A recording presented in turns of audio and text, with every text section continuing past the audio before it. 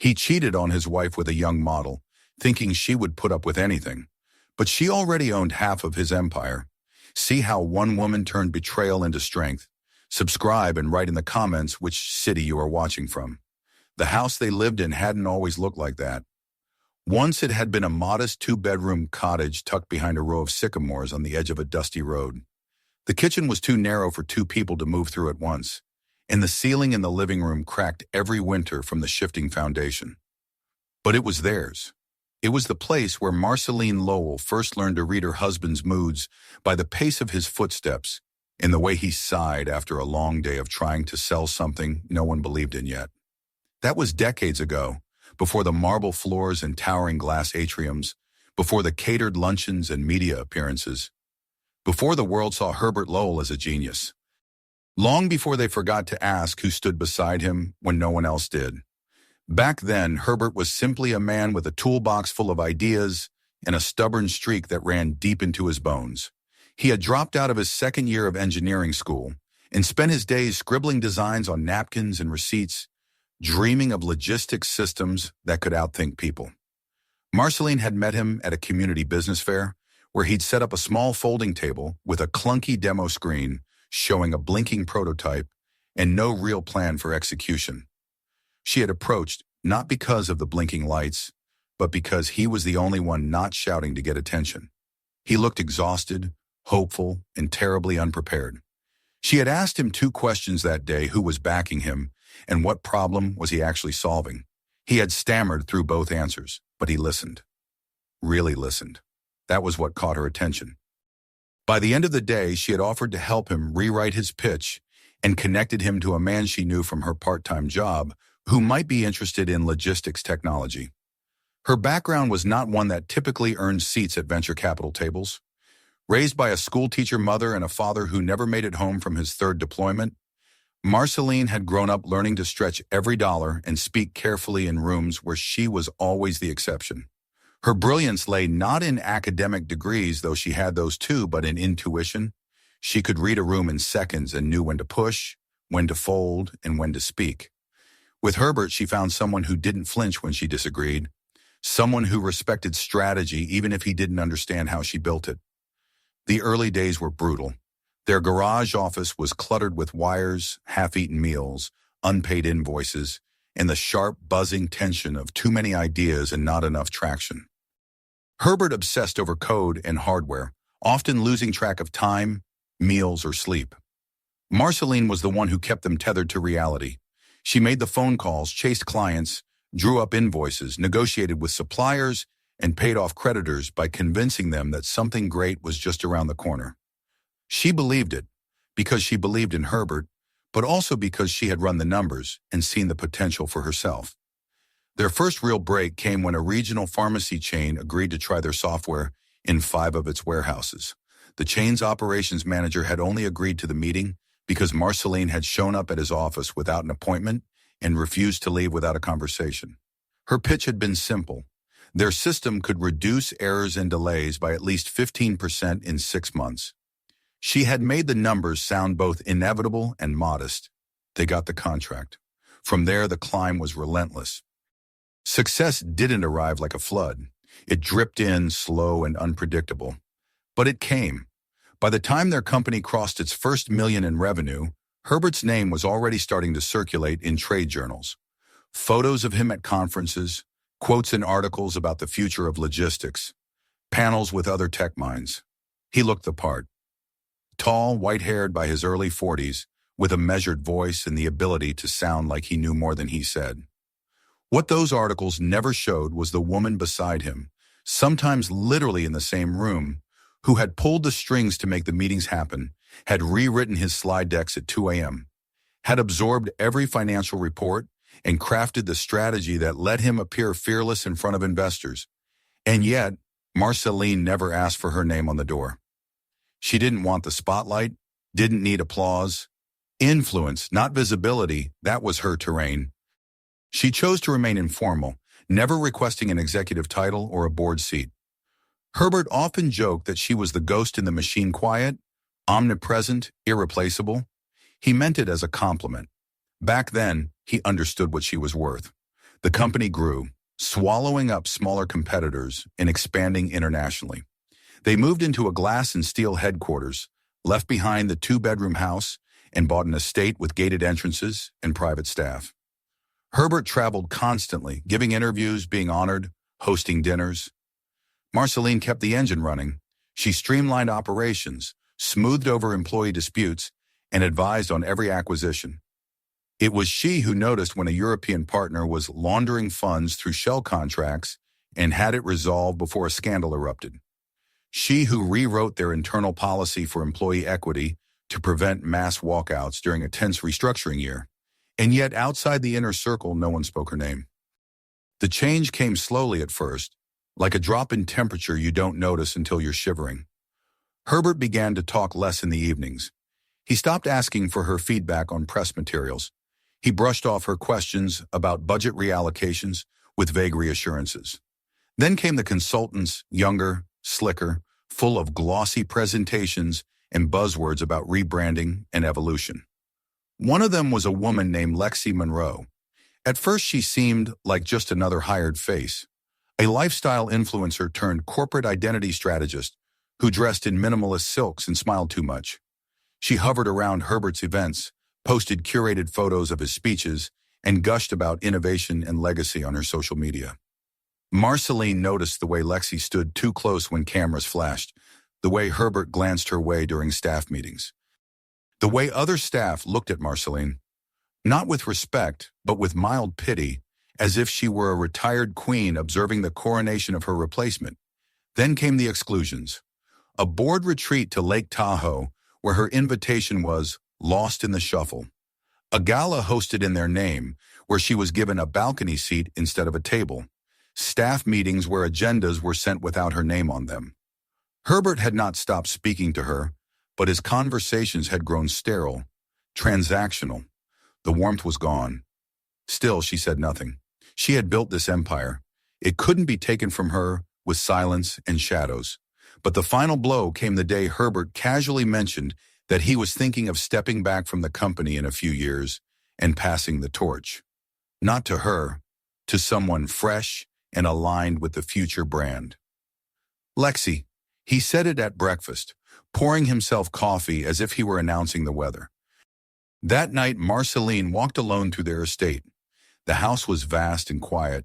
She paused by the framed photographs in the hallway, their first office, the day of their first contract, the trip to Nairobi where she had negotiated a warehouse deal over dinner while Herbert was too jet-lagged to speak.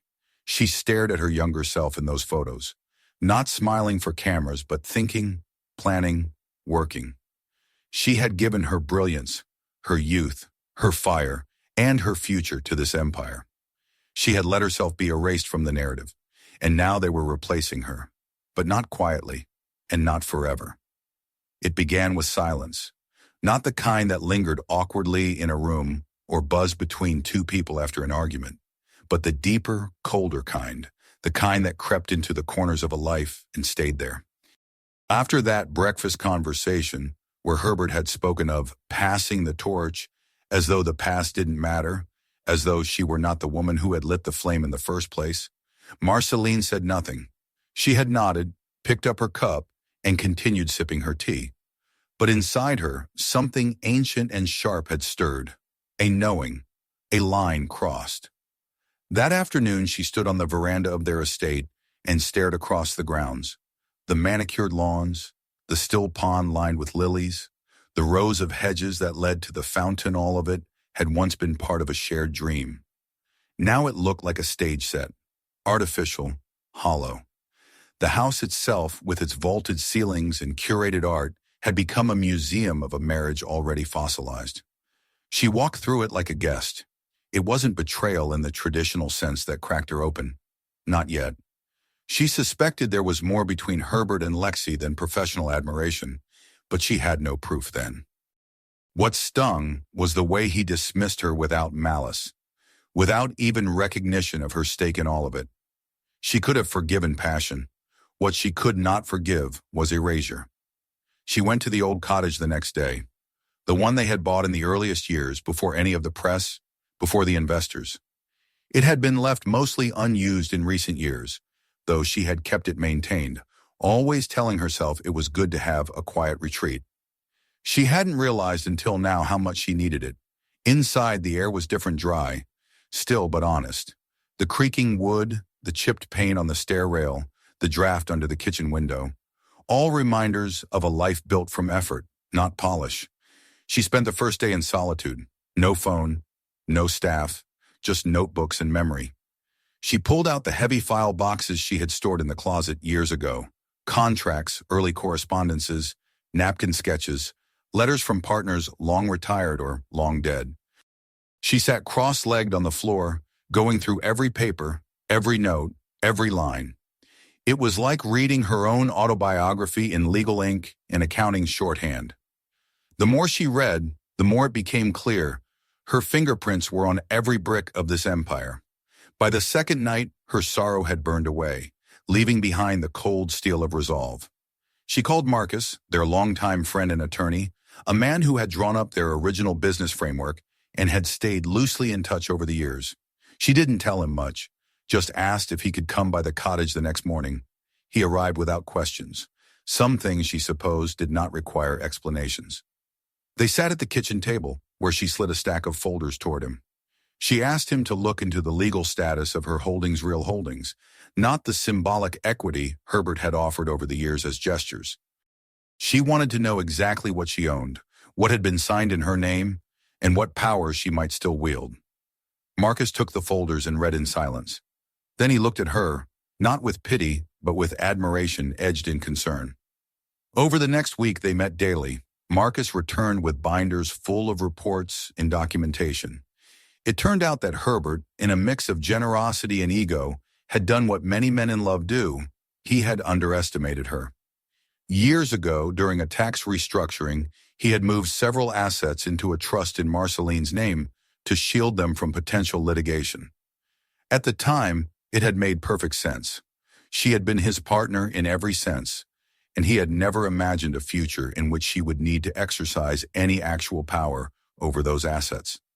What he hadn't realized was that the trust granted her controlling interest in a critical holding company, one that quietly owned shares across the entire Lowell enterprise. Not just shares, influence. Voting rights. Her breath caught when Marcus explained it. He laid out a map of the corporate web Herbert had built, showing where her dormant control points were hidden. One signature, one declaration of intent, and the balance would shift. She spent that night not celebrating, but meditating. She didn't want revenge. She wanted restoration. She wanted her name to mean something again. She wanted to be visible, not as a woman scorned, but as the architect who had been buried beneath her own foundation. The next phase required discretion. She reached out to former employees, many of whom had been quietly dismissed or pushed out in recent years under the guise of organizational renewal. She found them easily brilliant people who had once believed in the mission of the company and who had respected her voice. They were wary at first, uncertain of her intent, but as she explained her purpose not to destroy, but to revive, they began to open up. Stories poured out. Stories. Lexi had been consolidating power, not just in image, but in real decisions. Budgets redirected, departments restructured, entire projects shelved in favor of more marketable ones. Herbert, it seemed, had abdicated more than she'd realized. She listened to them all, took notes, asked questions. Piece by piece, she reconstructed a company that was drifting from its principles, a ship unmoored, and she realized that if she didn't act, the very thing they had spent their lives building would rot from within, not from malice, but from negligence. Next, she reactivated dormant corporate accounts, quietly acquired a seat at the table for an upcoming shareholder presentation, and arranged for her legal authority to be documented and notarized. Marcus helped her prepare every step, ensuring that there would be no legal ambiguity when she moved. She instructed him to proceed cautiously, letting no word leak to the media or internal staff. Timing, she knew, was everything. Then came the letter from Herbert. It was delivered not by him, but by an assistant, formal, polished, and clearly ghostwritten. He was inviting her to a ceremonial board dinner where Lexi would be introduced as a new strategic visionary. A soft transition, a branding event disguised as a farewell. He offered once again the package, the foundation, the gesture of thanks. She laughed when she read it, not because it was funny, but because it was so telling. He still thought she was the same woman who had let her name stay in the background all these years. He still thought she would walk away because he asked nicely. He had no idea who he was dealing with. She replied the next day with a short note, polite, cordial, accepting the invitation. As she sealed the envelope, she looked out the window of the cottage. The trees had turned gold, the air crisp with early autumn. The world was changing. So was she. In the days that followed, she made her final arrangements. Not legal, not strategic, personal. She wrote letters to a few people she trusted, explaining what she was about to do, asking for nothing but their quiet faith. She selected her outfit for the event, chose it with care. White, not black, not red, not blue. White because she was not mourning, not striking, not retreating. She was beginning again. The morning of the dinner arrived without ceremony. She prepared alone, dressing in silence, each movement deliberate. As she stepped outside, a wind lifted the hem of her coat, and she paused, eyes closed, letting it pass through her like a signal. She had walked beside a king. She had built the throne. Now she was ready to take her seat, and this time, she would not be erased. The venue had been chosen with the same clinical precision that had come to define Herbert's corporate persona in recent years. A hotel ballroom in downtown Manhattan, framed by vaulted ceilings and chandeliers designed to impress rather than inspire. There was no warmth to the space, only spectacle.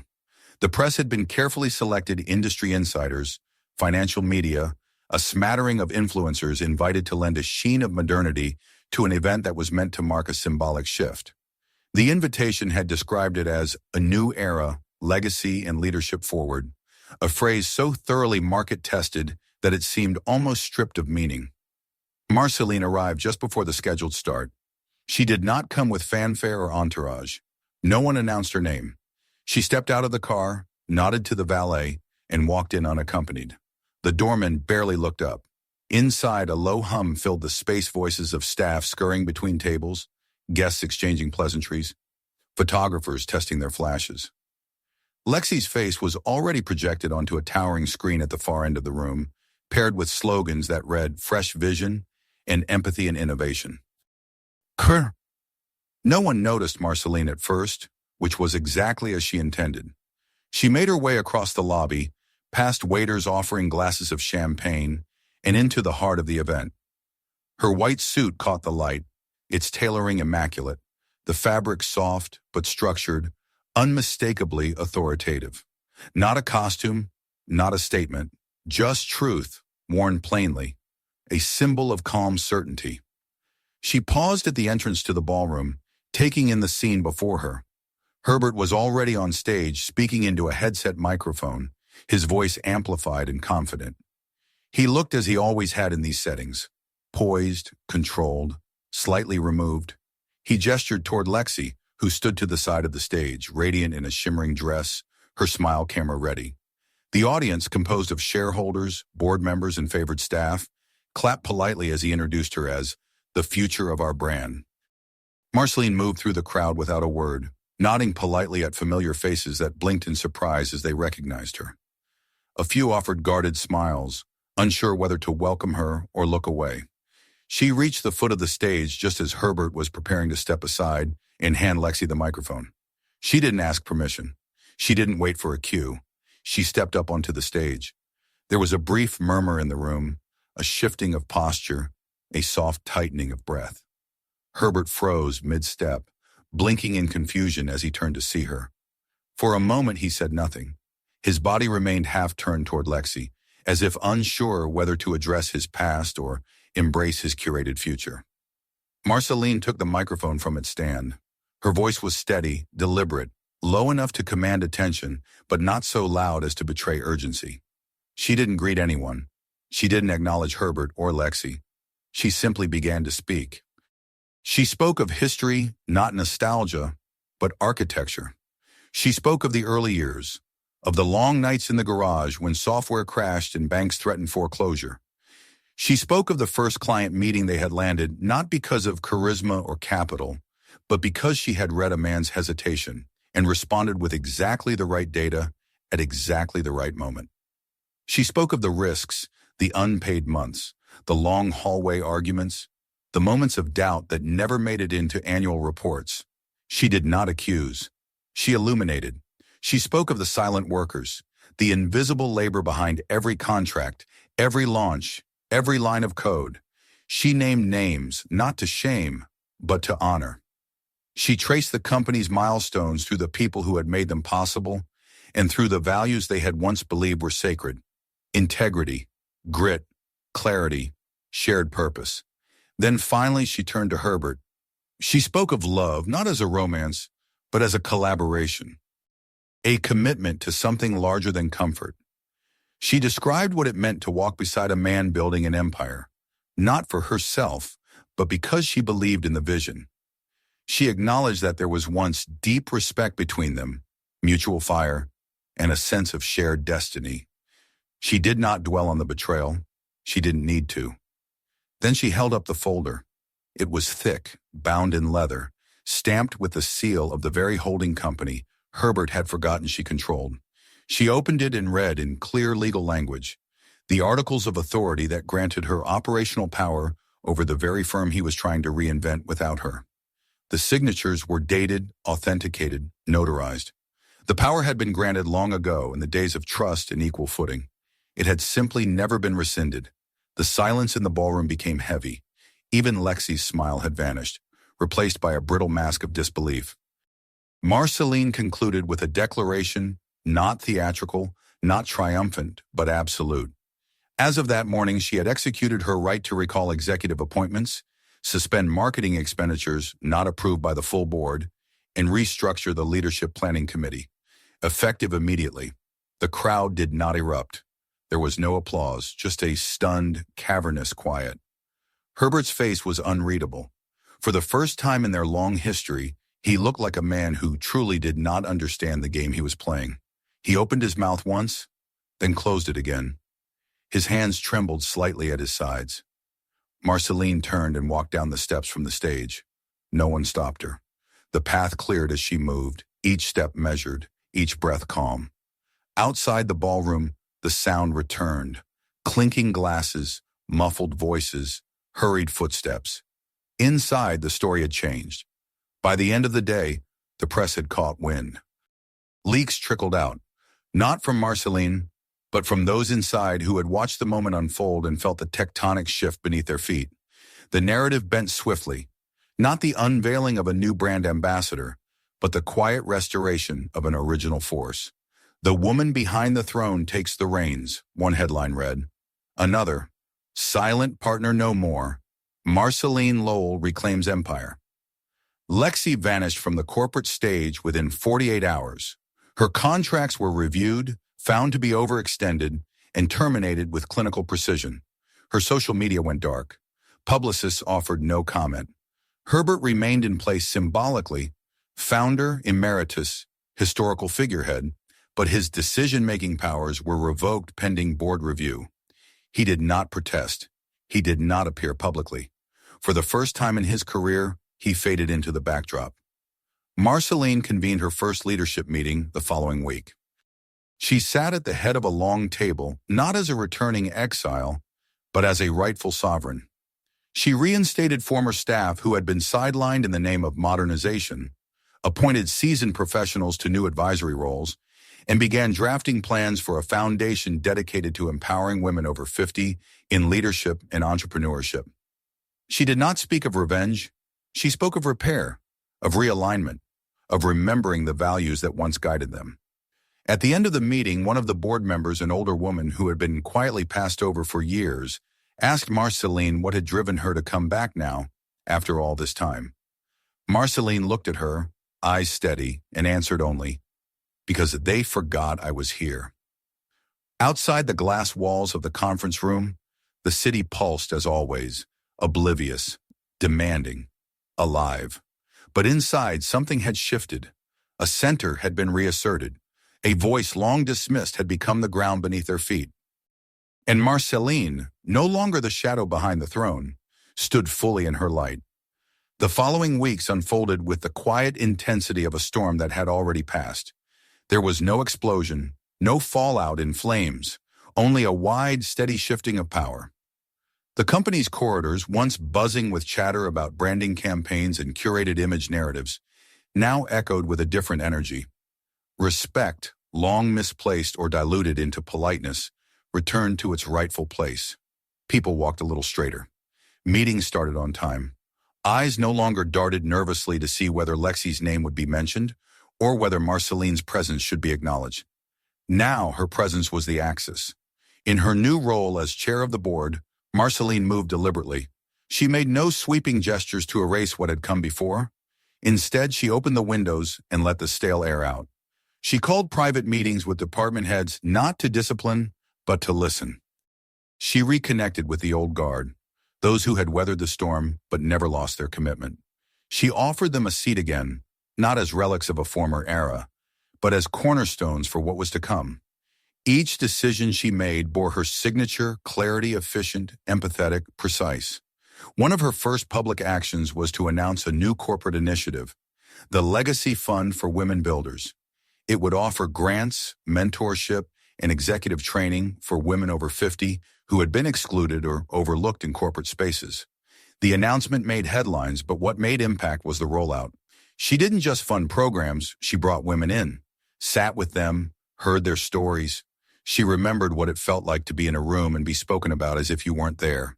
She made it her mission to ensure no one else in her orbit would feel that again. In board meetings, she began with memory, a short passage from the company's founding values, a reminder of why they had started. She wasn't interested in rewriting history to suit her victory. She was restoring the full picture.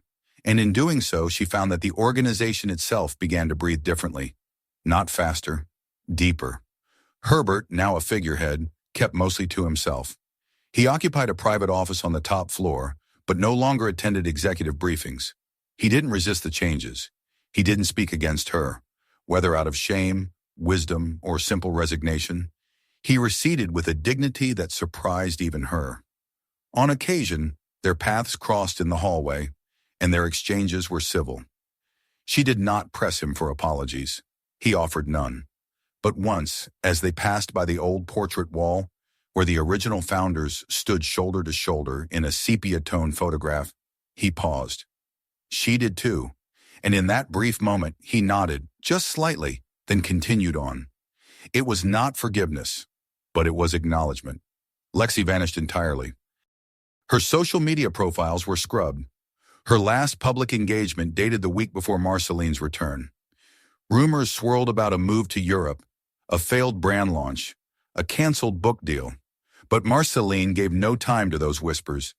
They belonged to a past that no longer held her interest. What mattered now was the company's future and her own. Outside of the boardroom, Marceline began to live differently. She took walks again, long walks through the city without a destination. She visited bookstores and left with stacks of novels. She spent mornings in cafes reading the news, not from briefing packets but from paper, ink smudging her fingertips. She reconnected with old friends, some of whom she had lost contact with in the haze of empire building.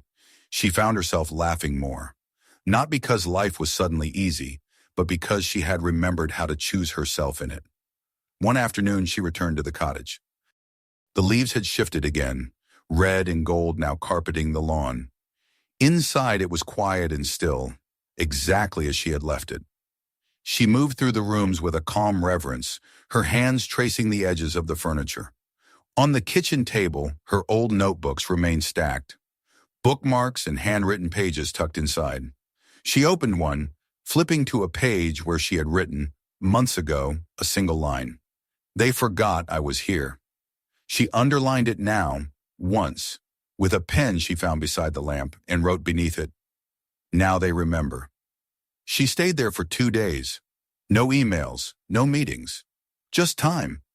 On the second morning, a courier arrived with a letter not corporate, but handwritten in an envelope with no return address.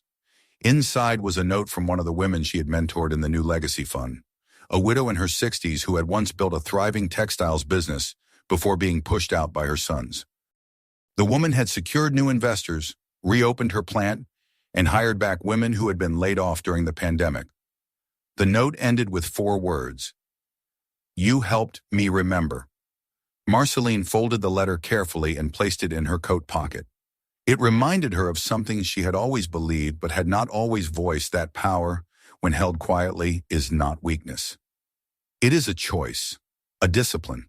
And now, as she chose to speak and to act, she saw how many others had been waiting to do the same. Back in the city, the office hummed with a new rhythm.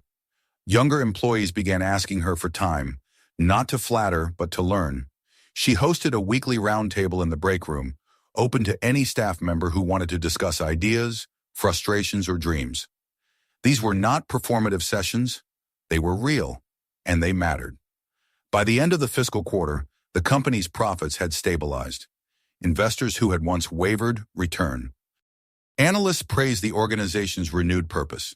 But Marceline didn't measure success in earnings or graphs. She measured it in the language of halls and rooms, the tone in conversations, the presence in meetings, the steadiness in decisions. Her life outside the company grew as well.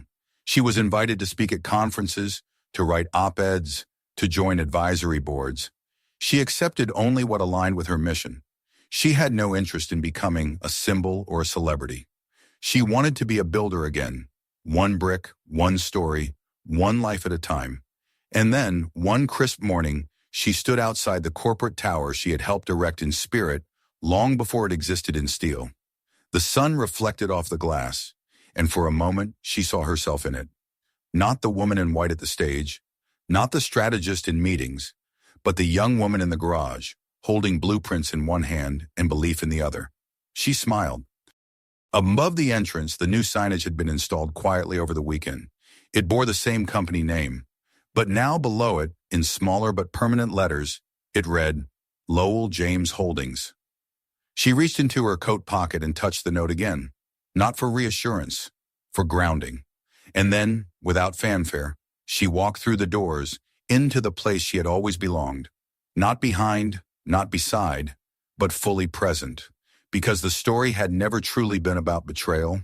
It had been about return, about a woman remembering who she was and choosing finally to be seen.